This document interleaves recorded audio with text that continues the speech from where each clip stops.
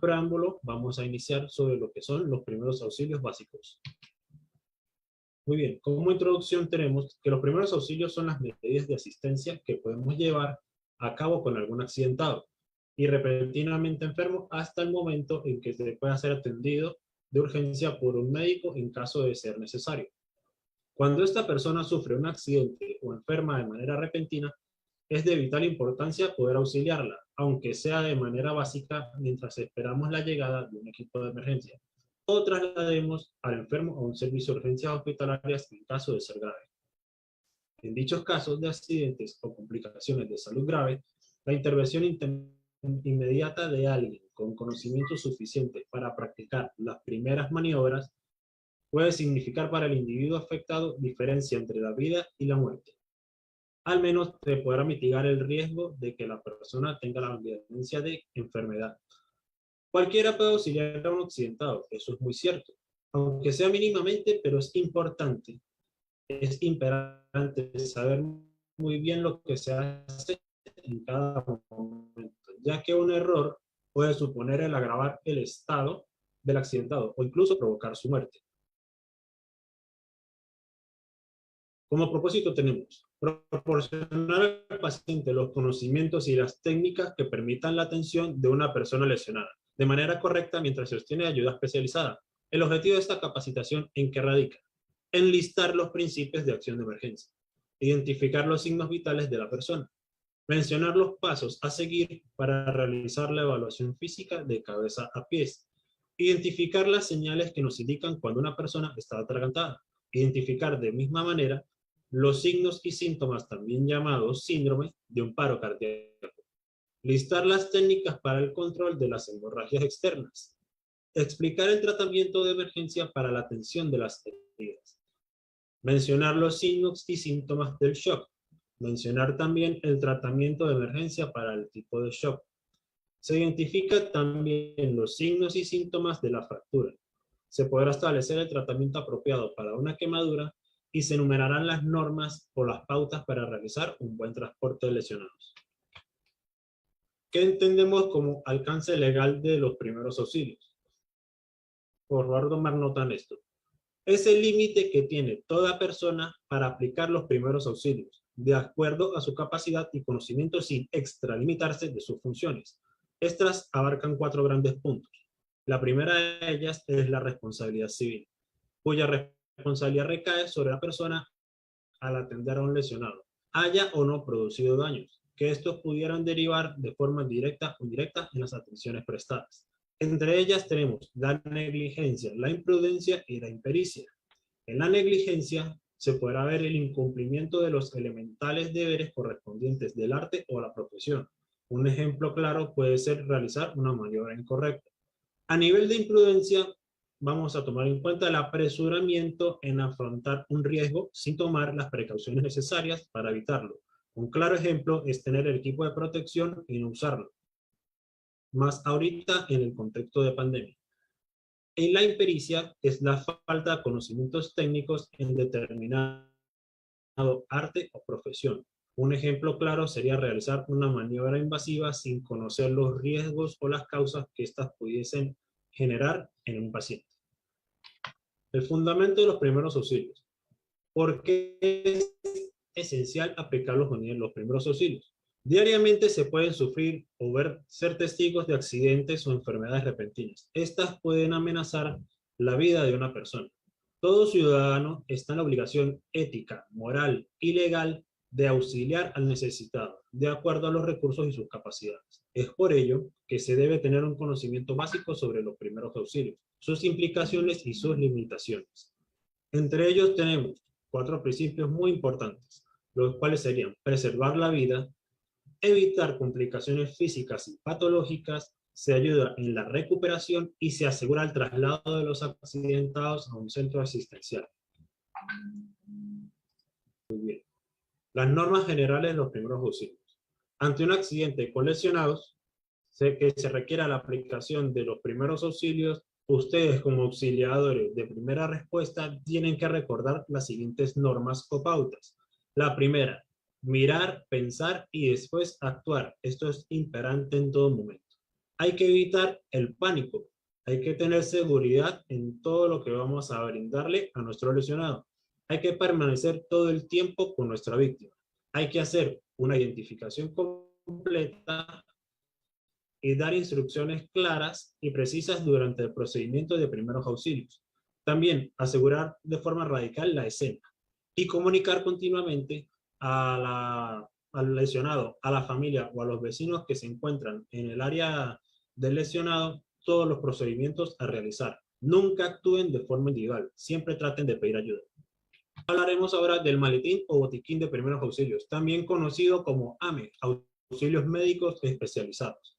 Este consiste en un bolso o maleta o caja que debe existir en todo espacio contentivo, de los implementos mínimos necesarios para la prestación de los primeros auxilios.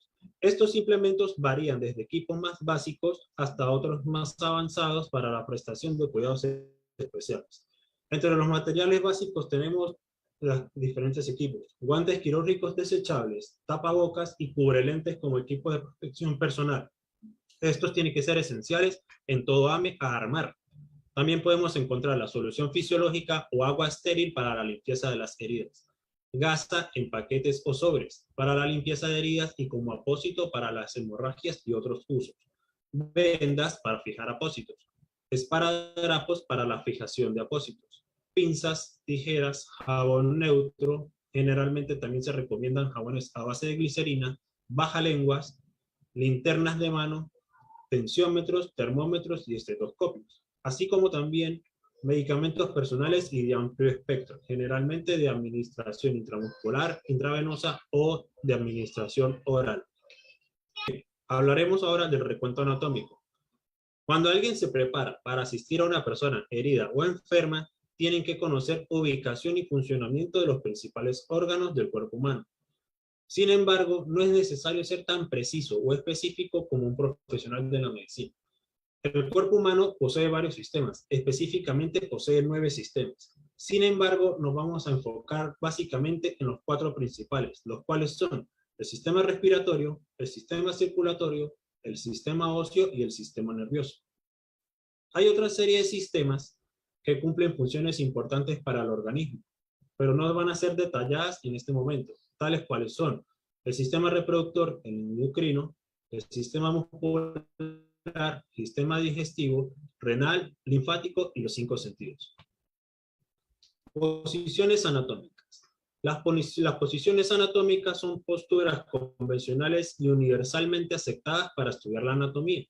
Estas se refieren a posición natural con la cual se conoce la anatomía del ser humano estando erecto, es decir, de pie, de frente con los brazos hacia abajo y a los lados, las palmas en dirección hacia adelante y los pies encontrados con los talones pegados en una ligera posición de V. Tenemos los términos direccionales anatómicos. Tomar nota aquí, por favor. Con el sujeto en posición anatómica es posible trazar en él 3 planos o líneas imaginarias perpendiculares entre sí. Ellas nos van a permitir orientar en 3 dimensiones del espacio, tales como son medial, frontal y transversal. En el plano medial vamos a dividir el cuerpo en una mitad derecha y una mitad izquierda, con una línea vertical que encuentre todo hacia línea media, se dice que es medial, mientras lo que se encuentra lejos de la línea se dice que es lateral. En el plano frontal tenemos la división en 2 partes, a nivel anterior y a nivel posterior, también conocida como ventral y dorsal. En el plano transversal vamos a dividir el cuerpo en una parte superior y una parte inferior. Principios de acción de emergencia. El propósito esencial es establecer una serie de pasos para guiar a las personas en la atención de una emergencia. Seguir estos pasos garantiza que se preste la mejor atención a las víctimas con el mínimo riesgo para la integridad física del socorrista. Todas estas personas están expuestas a sufrir accidentes y a presenciar de atender una situación de emergencia en base a su comportamiento. Esta podrá variar de acuerdo a la capacidad de tomar la reacción inicial. Esta varía también entre un total de serenidad con capacidad de tomar las decisiones necesarias hasta un miedo incontrolable, el mismo pánico, que le hará realizar acciones que puedan poner en peligro su propia vida o empeorar las condiciones de las víctimas. Si no están preparados para atender a un lesionado y el caos los domina, por favor traten de apartarse antes de que vayan a generar un caso de impericia o negligencia médica y puedan agravar la vida del paciente. Entre los principios de acciones de emergencia tenemos 6, los cuales serán la evaluación y control de la escena. Una evaluación primaria en cual vamos a observar las señales de circulación espontánea, cómo se encuentra su patrón respiratorio, si el paciente en ese momento está presentando alguna clase de tos, y observaremos también qué clase de movimientos se está presentando, si son aletargados, si son movimientos tónico-clónicos, si el paciente se encuentra en un estado de vigilia, entre otros aspectos. Primordialmente hay que solicitar ayuda. En este caso podemos llamar al 106 o al 911. Esta última se está promulgando a nivel de Congreso para hacer un número de unificación universal para activar los organismos de emergencia. También tenemos una evaluación secundaria. Una vez aplicados los 4 primeros términos, ahí sí pasamos a aplicar los primeros auxilios. Después de la aplicación de los primeros auxilios, ahí sí trasladamos a nuestro paciente, nuestro lesionado, a un centro asistencial. Entre los principios, enumeramos el número 1, la cual es la evaluación y control de la escena. En este paso vamos a establecer las condiciones en el lugar del incidente y determinaremos las primeras acciones a seguir. En este sitio, antes de tomar alguna acción, el socorrista va a evaluar de forma rápida y concienzudamente la escena. La finalidad es salvaguardar y proteger nuestra propia integridad física y de las personas involucradas. Del mismo modo, se determinarán las acciones a ejecutar y se establecerán las necesidades de recursos para la atención de las víctimas. Esto parte de las siguientes interrogantes. Si yo veo mi escena segura, si yo necesito protección, ¿qué ha pasado en el momento del siniestro? ¿Y cuál es el número y condiciones de las víctimas? En este momento se haría la aplicación de un triaje. Un claro ejemplo podría ser un lesionado que se encuentra en una especie de recinto eléctrico y hay una fuga eléctrica. En ese momento, ¿qué protección puedo necesitar? Puedo necesitar unas botas ignífugas o que sean dieléctricas que no permitan el paso de corriente hacia mi integridad física ni a la del lesionado. Controlar en ese momento la escena, es decir, hacer corte de la energía eléctrica para evitar a que la energía pueda lesionar al lesionado y me pueda lesionar a mí. Después de esto, vamos a determinar cómo controlar el resto de la escena para empezar a aplicar nuestros primeros auxilios. Un claro ejemplo, como se podrán observar en las siguientes imágenes. De una vez el lesionado se observa en el suelo, llega otro a observar y hay un segundo personaje que está activando los dispositivos de emergencia. Cómo se hace un cerco de forma correcta.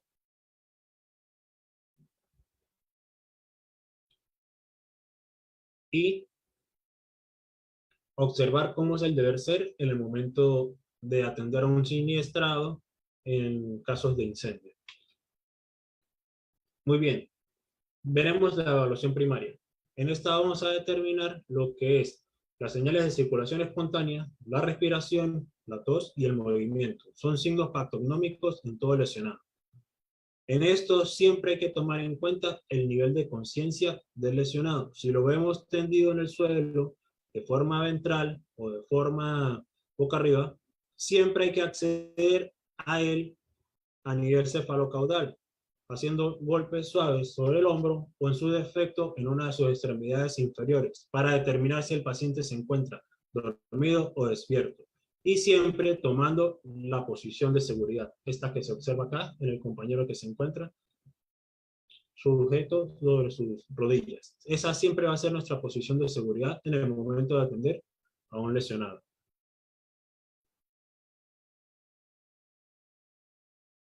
También en la evaluación primaria vamos a encontrar las maniobras a realizar en el momento de despeje de la vía aérea. En este caso siempre es la maniobra más común de hacer el estiramiento del cuello, sujetar la frente y abrir la mandíbula. Esa es la maniobra mentón-frente, que también se aplica para hacer la evaluación a nivel del VOS, que es ver, oír y sentir. En el contexto del COVID, hay posiciones dicotómicas con respecto a si se puede aplicar o no esta maniobra. Es aplicable siempre y cuando el socorrista mantenga sus implementos de seguridad bien puestos y pueda observar qué está sucediendo realmente con el paciente. Si hay expansión de la caja torácica, si podemos observar que hay un tórax inestable o si de momento se pudiese determinar la existencia de uno base en el lesionado.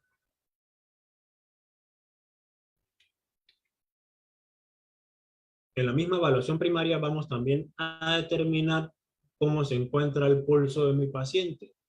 Y entre esos pulsos podemos determinar en dónde se pueden tomar, a nivel temporal, a nivel radial, a nivel cubital, a nivel carotidio, humeral, femoral, pedio y tibial posterior. Todo depende de cómo se encuentra el paciente en ese momento y en qué posición se encuentra su lesionado.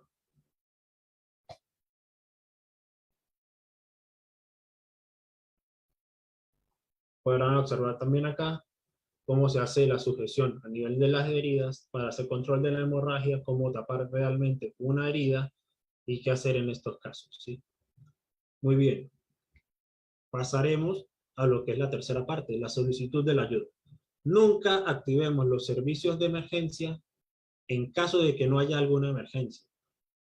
Ni tampoco suministremos información falsa o alteremos datos, porque esto podría costar la vida de una persona que realmente lo necesite y va a ser un gasto innecesario de recursos para las personas que en ese momento no lo necesitan.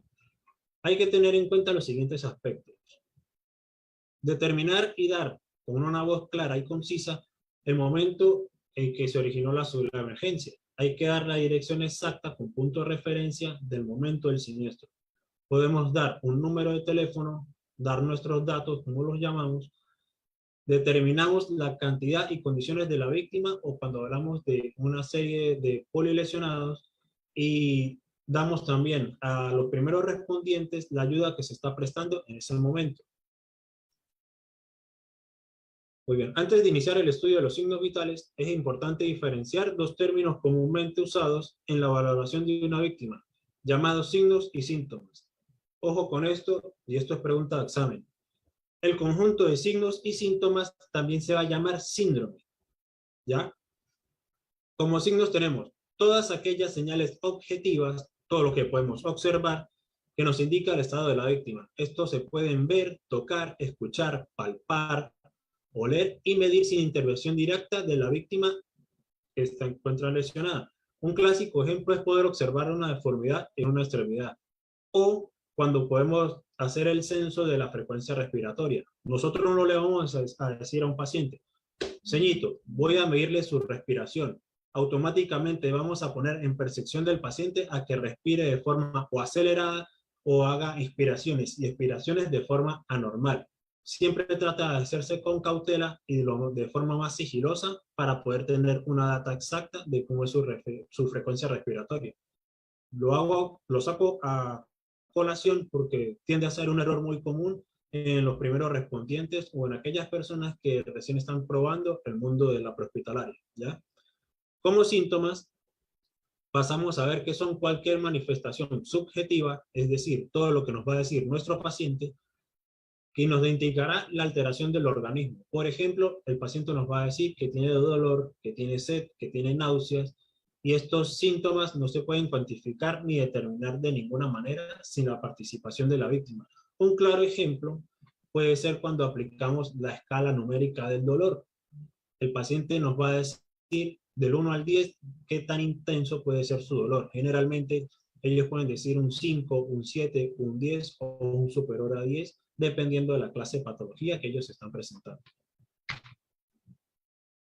Pasamos a ver pulso. El pulso es la onda o latido que coincide con cada compresión o bombeo de sangre por el corazón.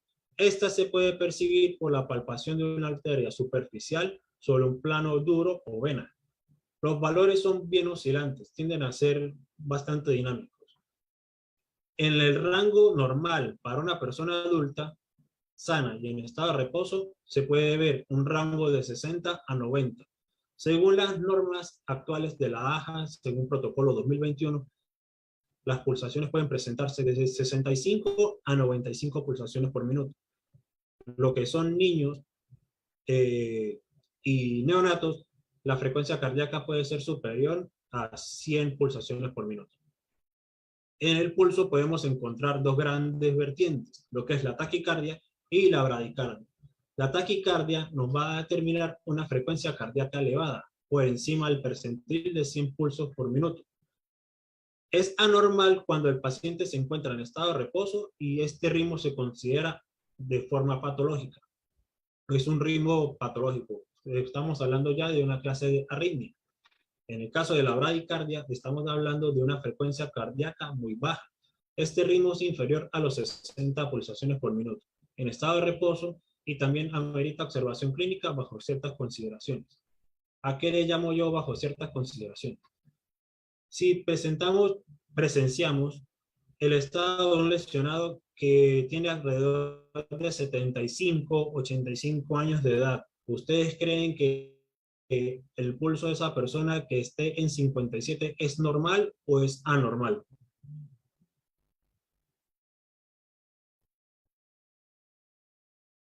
Disculpe, ¿podría repetir?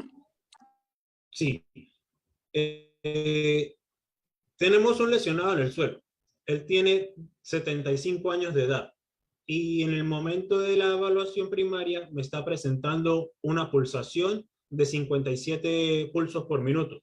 Esta frecuencia en el caso del paciente es anormal o es normal.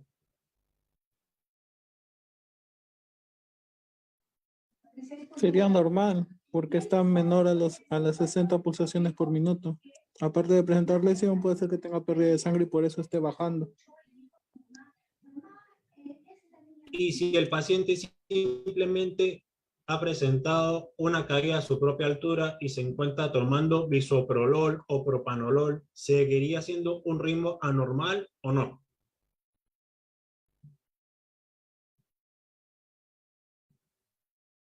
Permiso.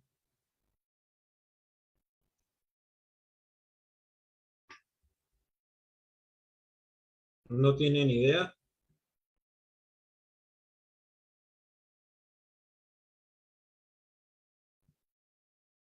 Bien, les explico. En estos casos, siempre hay que ser bien indagantes con respecto a lo que está tomando el paciente. En este caso, los septuagenarios, sexagenarios, a nivel farmacológico, ya que estas personas generalmente, en su mayoría, tienen control con un cardiólogo. Estos cardiólogos siempre les envían a ellos de receta médica medicamentos que controlan la frecuencia cardíaca. Siempre van a ser propanolol, bisoprolol, labetalol, entre otros. Estos medicamentos tienen la particularidad de disminuir la frecuencia cardíaca. Por eso siempre es bueno en el momento de la entrevista consultar qué tipo de fármaco está consumiendo y de esa forma también determinamos si su bradicardia se debe a que simplemente es efecto de su medicina o es efecto de otro proceso patológico. Continuamos con los signos vitales. Cuando medimos el pulso, no solo nos importa la frecuencia, también nos importa determinar otras características, bien sea la intensidad y el ritmo. En la intensidad, dependiendo de la forma en cómo se sienta el pulso, generalmente puede ser fuerte en algunas áreas o débil o casi imperceptible en otras áreas. Un claro ejemplo puede ser en un paciente politraumatizado que haya tenido amputación de miembro o esté presentando una hemorragia interna, suele presentarse a nivel de los miembros más distales una disminución de la intensidad del pulso o puede presentarse un pulso bigeminado. Un pulso bigeminado es aquel que, lo contaré numéricamente, hace 1, 2, mantiene una pausa, puede ser corta, puede ser larga, eso es indistinto, pero después arranca 3, 4, 5, pausa, 6, 7, 8, 9, 10, pausa, 1, 2, 3, 4, pausa. Esos son ritmos bigeminados, son ritmos bastante inestables que suelen ser sugestivos para una insuficiencia cardíaca congestiva, una atresia de válvula aórtica, válvula pulmonar, entre otros. Muy bien, continuamos con lo que es el ritmo y que les venía explicando hace rato, que generalmente puede ser un ritmo normal, un ritmo suave, un ritmo lento, un ritmo bigeminado, y eso lo determina los tiempos irregulares con periodo de tiempo desigual. Cuando la frecuencia cardíaca es rápida, es decir, por encima de los valores normales, o la intensidad o el ritmo están alterados, esto es señal patognomónica de problemas cardíacos o del sistema circulatorio en el lesionado. Continuamos con la respiración. En la respiración es el intercambio gaseoso entre el cuerpo y el medio ambiente, presentando dos etapas, la inhalación y la exhalación. El valor de la frecuencia respiratoria varía de acuerdo a la edad de la persona, pero el promedio para personas adultas, sanas y en estado de reposo tiende a ser de 12 a 20 respiraciones por minuto y con una saturación de oxígeno superior al 96%. Para los niños aumenta de 20 a 30 respiraciones por minuto y la saturación de oxígeno en un niño tiende a ser de 92 a 96. Puede exceder los 97, el 97% de FiO2, pero, perdón, de saturación de oxígeno, pero esta calidad, esta cantidad tiende a ser bastante oscilante.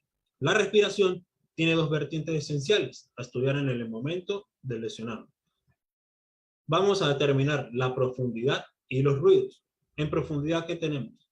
Vamos a observar la cantidad de aire que entra a los pulmones y si es profunda cuando ingresa o superficial cuando hay poco aire en los pulmones. En este momento también se determina si el paciente está presentando un tórax inestable, si hay alguna fuga de aire, si el paciente presenta tos, disnea o otras características patognomónicas de una enfermedad pulmonar. Entre los ruidos vamos a estar atentos a lo que se pueda escuchar o esté presente en el proceso respiratorio. Esto se clarifica cuando estamos haciendo la ocultación de los ruidos, entre los que podemos encontrar crepitantes, estridor, roncos y sibilantes. Generalmente esos son los 4 ruidos patológicos y de ahí podemos hacer inferencia a qué clase de patología a nivel respiratorio está presentando nuestro usuario. Continuamos con temperatura. La temperatura es el equilibrio entre la producción y pérdida de calor por parte del organismo. En condiciones normales, la temperatura del organismo varía entre 36 grados y 37.5 grados centígrados. Para la medición de la temperatura es necesario usar un termómetro. Yo recomiendo generalmente el termómetro de mercurio, ya que tiene una medición más exacta y nos permite determinar de una forma más concreta cuál es la temperatura real de nuestro paciente en ese momento. La temperatura también se pudiese estimar, en caso de no haber termómetro, con el dorso de nuestra mano. Esta llamada temperatura relativa de la piel. No mide la temperatura exactamente a nivel percentil, pero sí nos indica si la persona está presentando calor o frío.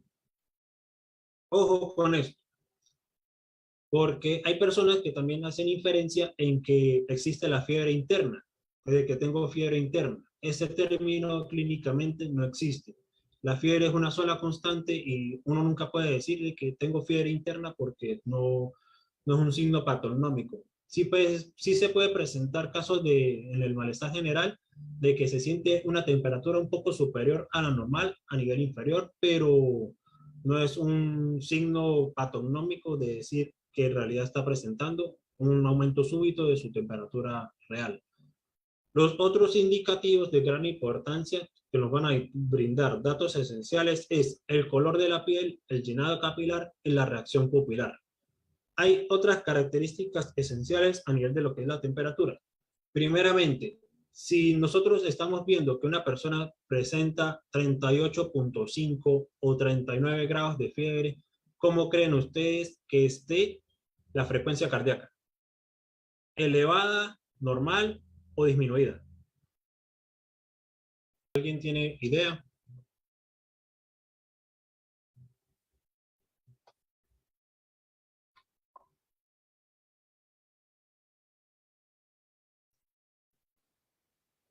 por la fiebre alta está muy elevada.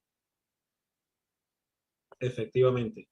La temperatura, cuando está elevada, la frecuencia cardíaca tiende a aumentar. Esto es signo sugestivo para dos cosas. Uno, un proceso infeccioso, o la segunda, de que la persona esté presentando un desequilibrio. Ya va, eso tiene un nombre. Puede ser un proceso infeccioso o en su segunda parte está presentando un desequilibrio hemodinámico producto de bien sea un traumatismo craneoencefálico o un ataque séptico, ¿sí? Continuamos con ahora la presión arterial. Algo muy importante en la parte de temperatura, que me olvidé mencionarles. La temperatura se mide en varios puntos. El principal que se hace para estudio clínico suele ser la temperatura a nivel axilar. Cuando se mide a nivel axilar, siempre procuren añadirle 0.5 al resultado que arroja el termómetro para que sea una constante. La temperatura también se puede medir a nivel oral, a nivel rectal, a nivel óptico y a nivel de lo que es la parte frontal, aquí en la frente. Esa temperatura tiende a ser muy dicotómica, tiende a ser muy dinámica, pero la temperatura real del cuerpo humano siempre la va a determinar la temperatura rectal. Tomen nota que eso es pregunta de examen. ¿Cuáles son los puntos de medición de la temperatura? Profesor, se añade entonces 0.5 para que Sí, sea más exacto, prácticamente como si fuera la temperatura rectal, ¿verdad? Sí, siempre se añade a lo que es a nivel axilar y a nivel oral. Añadirle 0.5 a la temperatura para que dé la constante real que arrojaría a nivel rectal.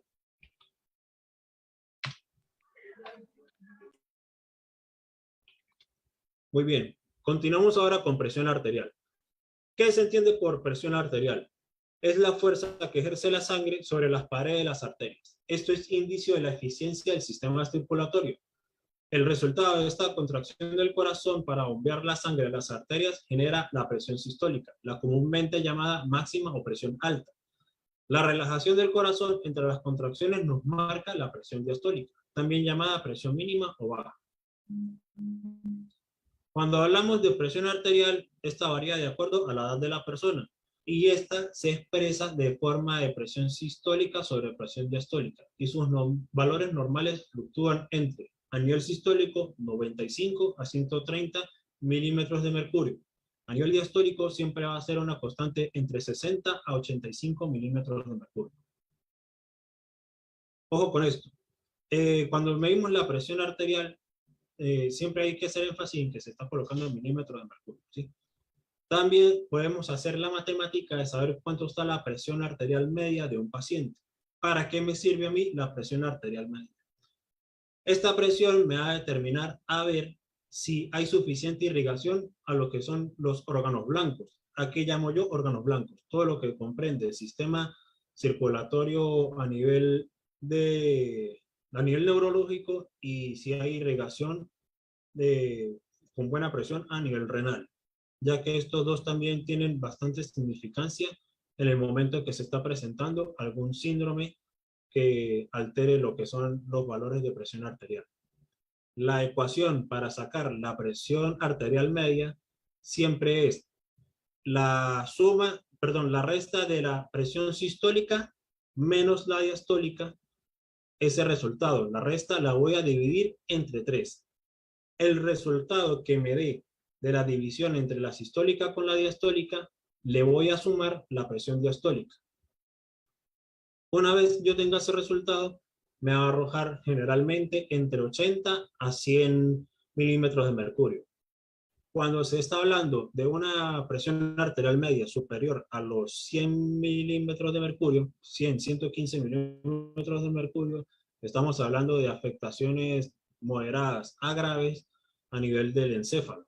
Y cuando se está hablando de una presión arterial media inferior a 70 o a 80 milímetros de mercurio, ya estamos hablando de un paciente que es posible que padezca un shock séptico.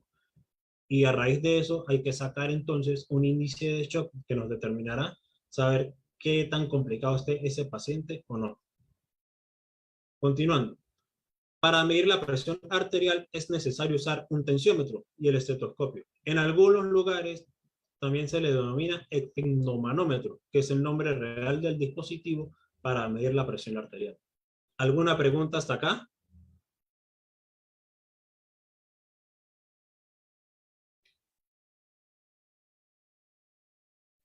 ¿Podría repetir cómo se saca la media?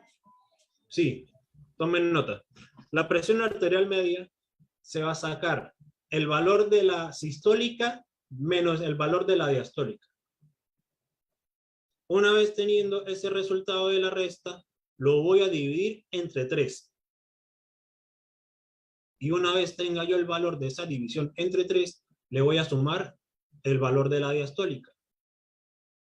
Ya teniendo esa constante, voy a determinar cuál es la presión arterial media que está presentando mi paciente en ese momento. Es un parámetro muy bueno para tener en cuenta al momento que uno va a entregar al paciente o va a emitir la biomédica al personal de salud que se encuentra al otro lado del radio. Continúo.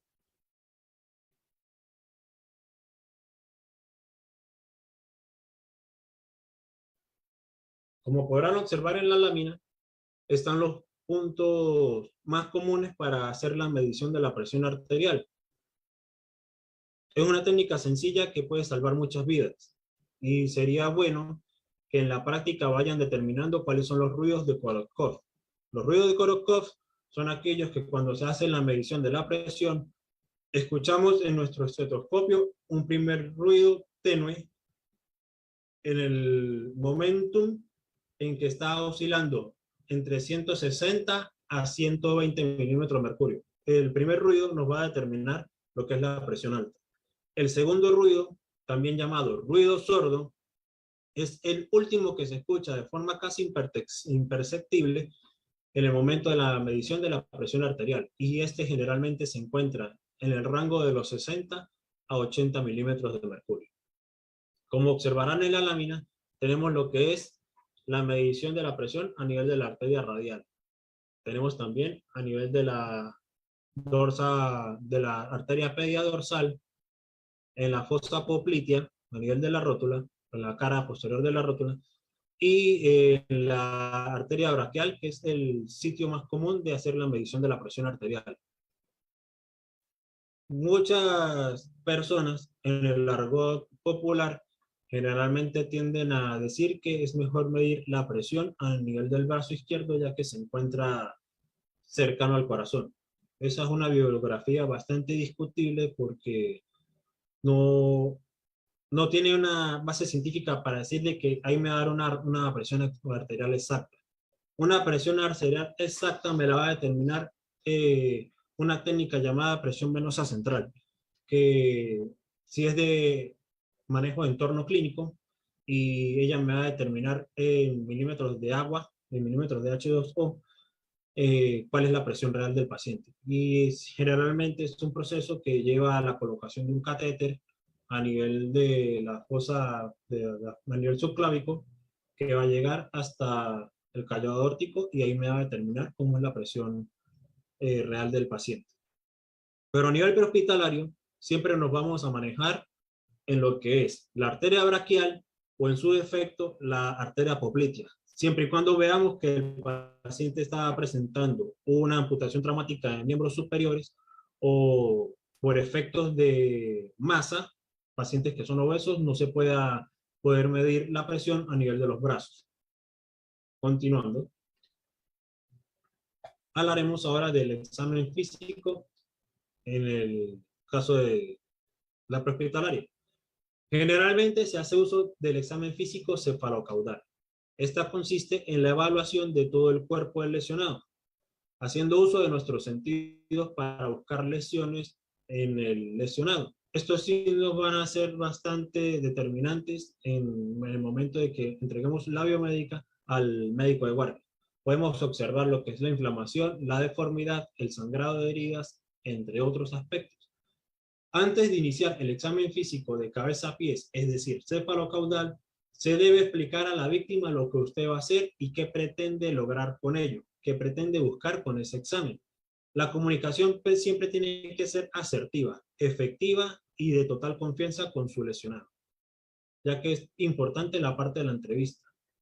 Entre los pasos para realizar el examen físico céfalo-caudal se va a hacer de forma sistemática y organizada para no pasar por alto aspectos que puedan ser importantes. ¿A qué llamo yo aspectos importantes? Puede ser que su lesionado se encuentre de cúbito supino y en el momento de evaluar a nivel de la cabeza puede observar salida de líquido cefalorraquídeo, o puede observar el síndrome de Mapache, o una equimosis a nivel posterior de la cabeza, que generalmente tiende a ser signo patognómico en un traumatismo craneoencefálico grave. Podemos observar también frémito carotidio, que es el temblor de la arteria carótida que se ve bastante prominente, y esos son signos de alarma muy importantes al momento de entregar una biomédica. En los casos de emergencia médica, generalmente se realiza una evaluación focalizada a la queja principal. Es decir, cuando nosotros determinamos que el paciente está bastante grave y no podemos realizar un examen cefalocaudal. Simplemente nos ubicamos al momentum donde se puede determinar que el paciente tiene la enfermedad más grave y omitimos los otros sistemas. Cabe destacar que la realización del examen cefalocaudal siempre, todo el tiempo, mantengan esto en su mente, siempre tiene que hacerse en posición de seguridad, es decir, con ambas rótulas en un suelo firme, rígido y que permita su libre movimiento sin tener que afectar al lesionado. ¿Por qué hago énfasis con la posición de seguridad? Han pasado casos en donde el socorrista se apoya en una sola rótula y deja la segunda rótula al descubierto, casi a la altura de lo que es el tórax del paciente. Si no han controlado bien la escena, va a llegar alguna persona a observar, va a llegar algún mirón que va a alterar su escena y en un momento lo puede empujar a ustedes de la espalda hacia adelante, en donde creen que va a aterrizar la rodilla libre sobre el tórax del paciente. Y si ese paciente estaba presentando en ese momento un tórax inestable y ustedes no se dieron cuenta, automáticamente pueden perjudicar más la vida de su paciente, hasta el punto de generar un neumotórax a tensión, una lesión a nivel pulmonar y pueden hasta astillar con sus mismos huesos algún vaso sanguíneo importante a nivel pulmonar. Por eso siempre hago énfasis en que siempre haya que tomar la posición de seguridad.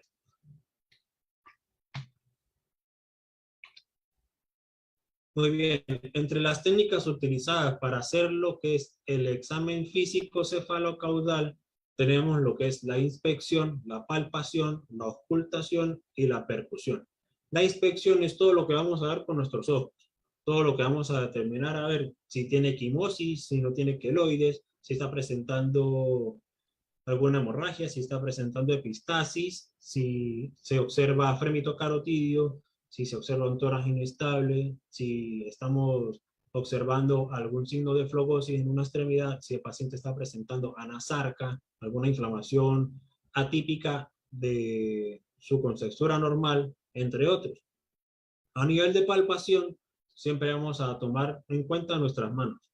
Y al momento de la palpación es recomendable tener nuestro equipo de seguridad, es decir, nuestros guantes.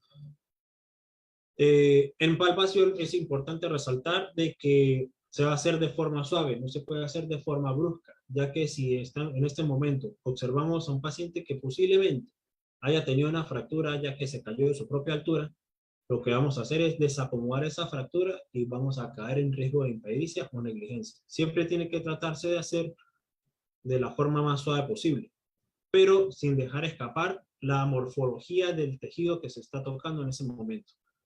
También se puede identificar si la persona en ese momento está presentando flogosis o anasarca. ¿A qué llamo yo anasarca? Es la clase de edema en grado 4, donde puede presentarse una inflamación subnormal y al momento de presionar el dedo, queda nuestra huella digital ahí presionada y hace como una especie de fosa. Este es un signo patognomónico en pacientes que presentan cáncer, transfusiones y son dializados constantemente.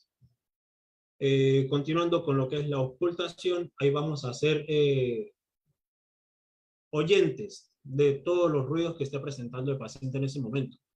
Generalmente lo que vayan a salir de su boca o lo que podamos presenciar en los pulmones al momento de usar el estetoscopio. Y la percusión es lo que vamos a aplicar generalmente, siempre se hace a nivel torácico y a nivel del abdomen, donde vamos a presenciar si hay meteorismo, si hay timpanismo o algún ruido anormal en lo que es la caja torácica y abdominal. Como podrán observar en el cuadrito, se pueden ver que se puede buscar a nivel cefalocaudal aplicando las 4 técnicas que son esenciales al momento del examen físico. También en el examen físico tenemos el cefalocaudal, el focal y el de sistemas. El de sistemas es un poco más especializado, donde nos encargaremos de revisar de forma muy exhaustiva lo que es sistema respiratorio, sistema circulatorio, sistema renal, sistema tegumentario, sistema óseo, sistema reproductor, sistema digestivo, sistema neurológico, entre otros. Pero ya esto es una revisión mucho más detallada de lo que está presentando nuestro paciente en ese momento. Continuando. Hablamos ahora de lo que es la reanimación cardiopulmonar. Según los protocolos de la American Heart Association del 2021. Del mismo modo hablaremos también de lo que es el protocolo base. Todos conocemos lo que es la cadena de supervivencia en el RCP. ¿Cuál es? Reconocimiento inmediato del paro cardíaco y activación del sistema de respuesta de emergencias. Como segundo, aplicar una reanimación cardiopulmonar precoz con énfasis en las compresiones torácicas. Recuerden que siempre se tienen que dar compresiones de calidad en el centro del tórax, a nivel de la línea media esternal, llevando como punto de referencia el ápex del esternón. Las compresiones torácicas traten en lo posible de que sean mayores a 5 centímetros, porque si no lo hacen así, no están dando una compresión torácica de calidad y no estará emulando el trabajo del corazón para bombear sangre oxigenada al resto de los tejidos. Se hará aplicación de una desfibrilación rápida con el uso de un DEA, es decir, desfibrilador automático externo. Se hará énfasis en el soporte visal avanzado efectivo. ¿Qué quiere decir? Donde ya se hace manejo de fluidos parenterales y de farmacología para poder reanimar de forma más efectiva a nuestro paciente. Y como último, los cuidados integrados a nivel de posparo cardíaco, que generalmente son efectos de monitorización de nuestro lesionado. Ya hablaremos de esto un poco más adelante. ¿A qué conocemos como OVASE? El OVASE o atragantamiento es una causa relativamente común y prevenible de paro cardíaco. El OVASE no es un problema en inversiones, ya que el líquido no actúa como un cuerpo sólido.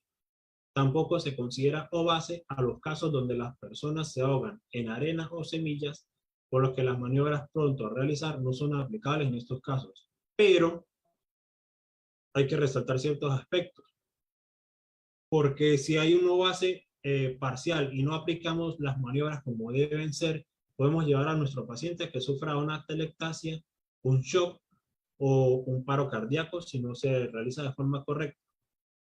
¿Qué significa OVASE? Obstrucción de vías aéreas por cuerpos extraños. Tomen eso en cuenta, que eso es pregunta de examen. De esta tenemos 2 clases. En las personas adultas, cuando es parcial y cuando es total.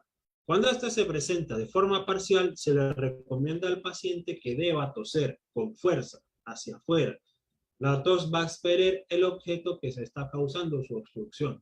Cuando esta se presenta de forma total, hay que aplicar la maniobra de desatragantamiento, es decir, la maniobra de Heimlich. ¿Cómo se aplica la maniobra de Heimlich? Se hace de la siguiente manera, pero antes de atender al lesionado hay que usar nuestra posición y protección universal. Para hacer la maniobra de Heimlich, tenemos que colocarnos detrás de nuestra víctima. Una vez a sus espaldas, hay que posicionar del lado respecto a ella nuestras manos. Generalmente siempre se coloca la mano dominante primero sobre el ápex del esternón.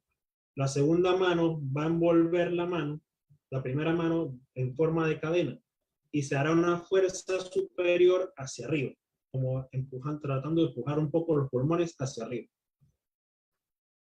Cuando se posiciona de forma correcta, en la ubicación inicial de sus manos, esta presión debe ser fuerte y rápida para que se produzca algo similar a la tos y esto expulse el objeto que obstruye el paso de aire a los pulmones y el esófago.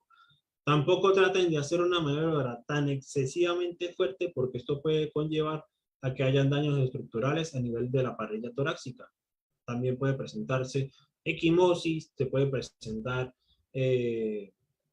dolor a nivel pleural y del diafragma. En el siguiente recuadro también se observa cómo es la forma correcta de aplicar en Heimlich. También tienen que tomar en cuenta que en el momento que se hace la formación de cadena con nuestras manos, al momento de aplicar en Heimlich, el paciente tiene que tener las piernas abiertas, ya que estamos detrás de él. Y si en un momento él llega a tener un síncope, se llega a desmayar, nosotros con nuestras manos estamos haciendo una especie de cinta que si él se cae, nosotros lo estamos sosteniendo por atrás. Y dirán, ¿para qué quiero tener las piernas de él abiertas? Porque nuestra pierna dominante, generalmente tiende a ser la derecha, va a ir en el medio de las piernas del paciente. Y eso nos va a ayudar a movilizarlo en tal caso de que si él se desmaya, traemos su cuerpo de él hacia nuestro pecho y la pierna nosotros la vamos a usar de guía para que lo podamos tender al suelo y se pueda aplicar el RCP de respuesta inmediata. Tomen en cuenta este cuadrito y lo van a tener para futuras referencias. Cabe destacar que ni bien finalice esta clase, yo voy a facilitar este material de trabajo con los grupos correspondientes, para que lo tengan en cuenta. Muy bien, ahora sí hablamos de lleno de lo que es la reanimación cardiopulmonar. Esta es una combinación de dos diferentes técnicas, las cuales comprenden compresiones torácicas de calidad y las ventilaciones de rescate. Estas dos técnicas proveen al cuerpo del lesionado dos signos vitales esenciales para la vida, que es circulación de su sangre cargada de oxígeno y la respiración. El tratamiento prehospitalario para las emergencias cardiovasculares también ha variado un poco y ahora con el tema del COVID ha prescindido bastante lo que es la parte respiratoria, pero ya hay solución para eso. Con estas maniobras vamos a permitir aumentar la expectativa de vida para aquellos que la sufren. La información que a continuación recibirá son tomadas de los lineamientos de la American Heart Association, de la Asociación Americana del Corazón. Estas son pautas del 2021. Ahí se observa nuevamente lo que es la cadena de supervivencia que habíamos hablado anteriormente. El sobrevivir a un paro cardíaco depende de unas acciones críticas. Si alguna de estas falla, entonces la supervivencia no es probable. Según la AHA, sostiene tal concepto desde hace muchos años. El concepto de cadena de supervivencia es una útil metáfora que resume el mejor tratamiento para las personas o víctimas de un paro cardíaco repentino. Los 5 eslabones de esta cadena son: acceso rápido a los sistemas de emergencia médica, hacer una RCP temprana, hacer una desfibrilación temprana. Si se cuenta con un DEA en ese momento, se podrá hacer después un soporte vital avanzado y por último hacer los cuidados integrados de posparo cardíaco.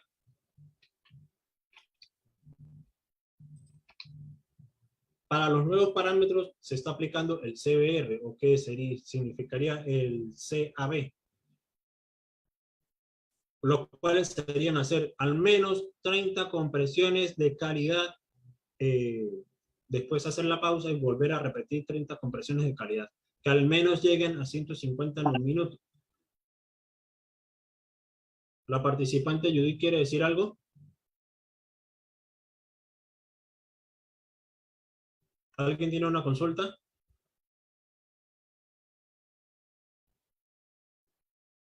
Alumno César, ¿qué consulta tiene?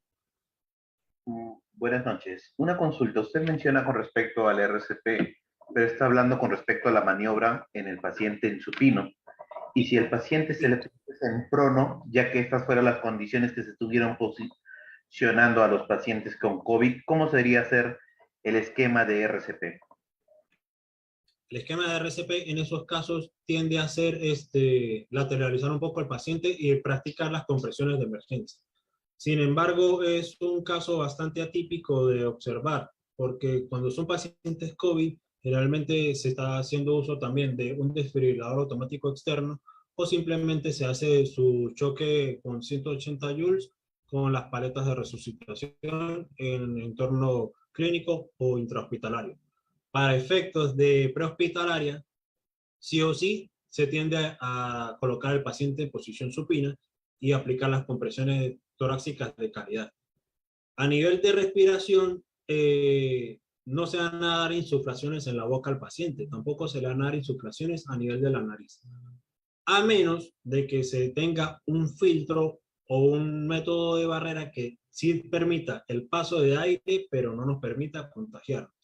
El común denominador es usar un AMBU, es decir, el resucitador manual, que es el dispositivo de mayor calidad que se puede obtener en ese momento para poder brindar unas insuflaciones de calidad, de que el paciente reciba el 21% de FiO2 necesario para poder oxigenar la sangre y el resto de la sangre pueda pasar por el cuerpo sin ninguna alteración patológica.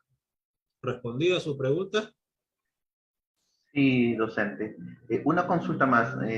Con respecto a los filtros EPA, ¿qué opinión, qué comentario tendría usted con respecto a ello? ¿Serían indicados para poder realizar algún tipo de ventilación por mascarilla con filtro EPA?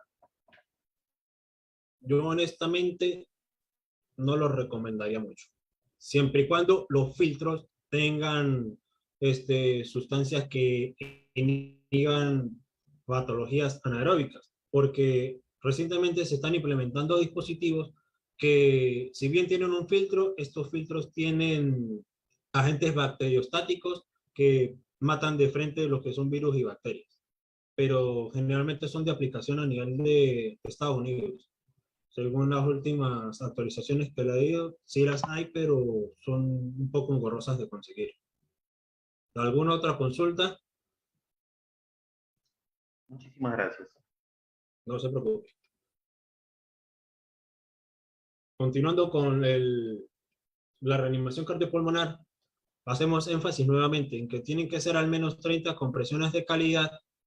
Si tenemos un resucitador manual, dar 2 insuflaciones de calidad haciendo sujeción en forma de C en lo que es la boquilla del AMBU y que permita sellar lo que es a nivel de la nariz y de la boca y no haya fuga de aire. La respiración artificial, sí o sí, que trate de tener 21% de FiO2, que es lo que se encuentra de concentración de oxígeno en el aire, en el ambiente. Muy bien, continuamos ahora lo que es con shock. ¿Alguna otra pregunta con respecto a RCP o queda todo claro por ahora?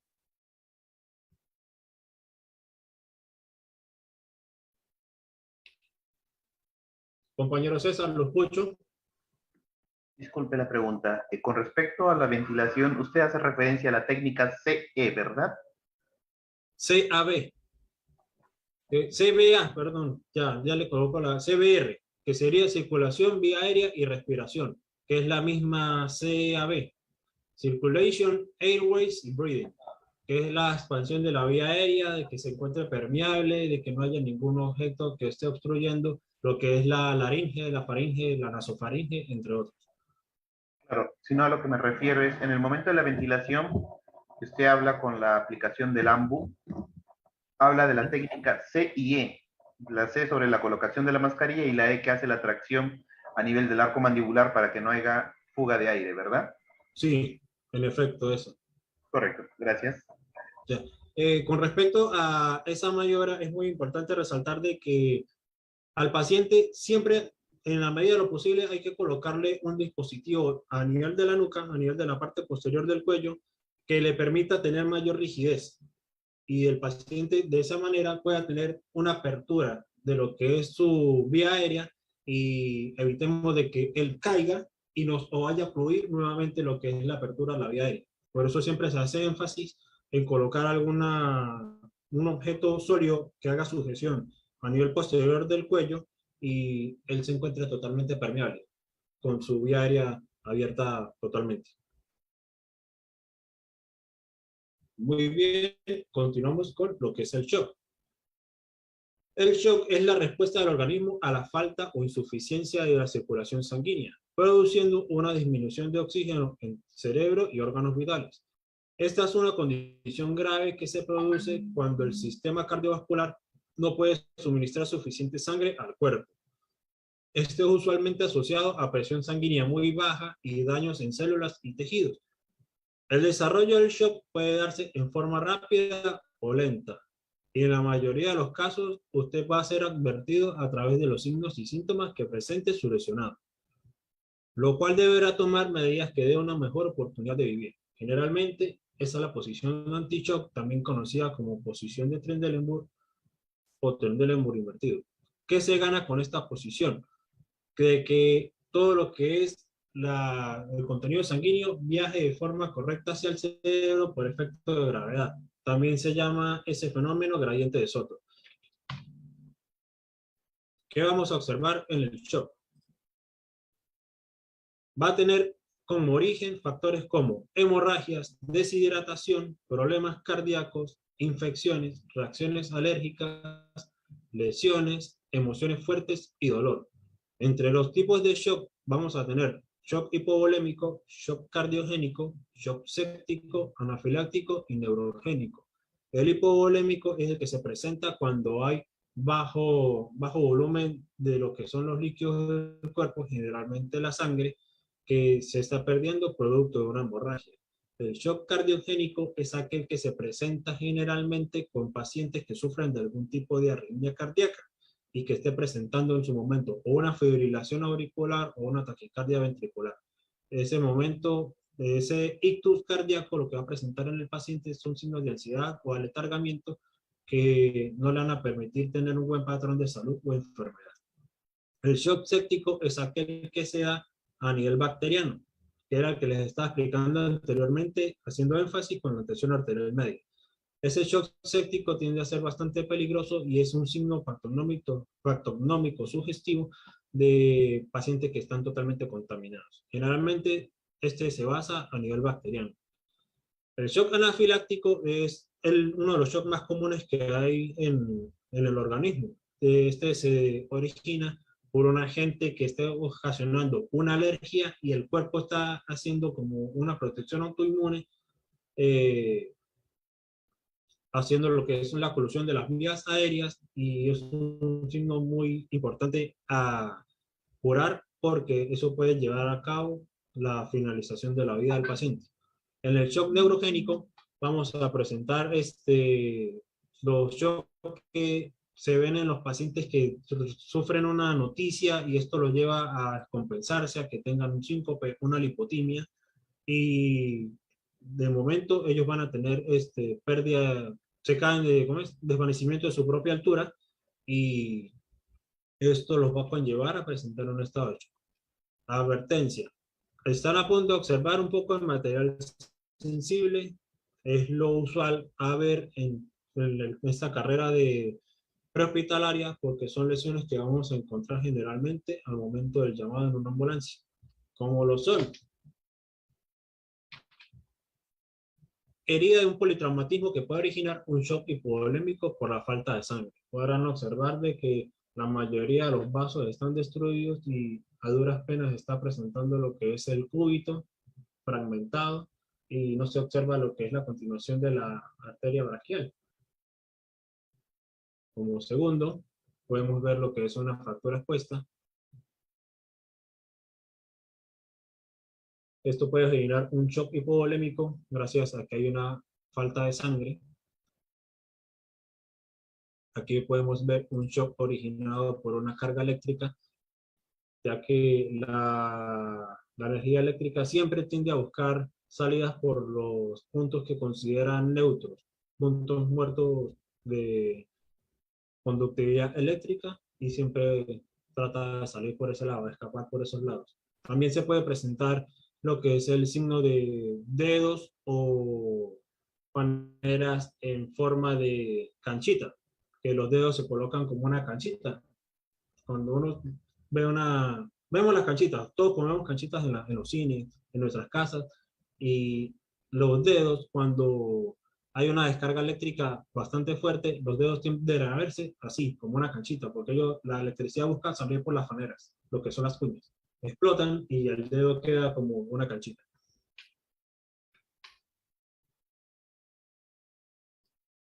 Muy bien. Entre los signos y síntomas que se pueden evidenciar en los siguientes elementos de cualquier tipo de shock, generalmente se puede observar una respiración rápida o lenta con dolor en el pecho, es decir, una taquipnea o una bradipnea. Se observará también lo